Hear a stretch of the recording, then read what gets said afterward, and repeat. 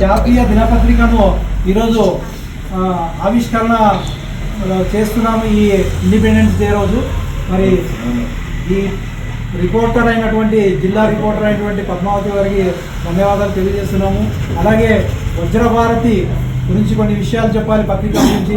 ఈరోజు వజ్రభారతి అనే పత్రిక ఈరోజు ప్రజల కోసం, న్యాయం కోసం, ధర్మం కోసం ఈరోజు ఎన్నో నిజాలని వెలికి తీసి మన ప్రజలకి సమాచారాన్ని అందుబాటులో ఉంచేలా చేసిన మహోన్నతమైన పత్రిక అని చెప్పేసి సభాముఖంగా తెలియజేస్తున్నాను.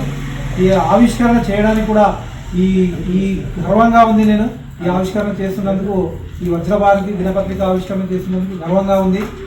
మరి ముందు కూడా ఈ పత్రిక ప్రజలకు అందుబాటులో ఉండి సమాచారాన్ని వేగవంతంగా క్షణాల్లో ప్రజలకు తెలియజేసి ప్రజలకు ప్రభుత్వానికి మధ్య వారిదిగా ఉండి మరి ఏ పథకాలు వస్తున్నాయి, ప్రభుత్వ నిధులు ఏమవుతున్నాయి, మరి అవినీతి ఎక్కడ జరుగుతుంది, ఇవన్నీ నిజం నిగ్గు తేల్చి ప్రజల ముందుకు ఉంచాలని చెప్పేసి దినపత్రిక యొక్క మేనేజ్మెంట్ వారిని కోరుతున్నాను.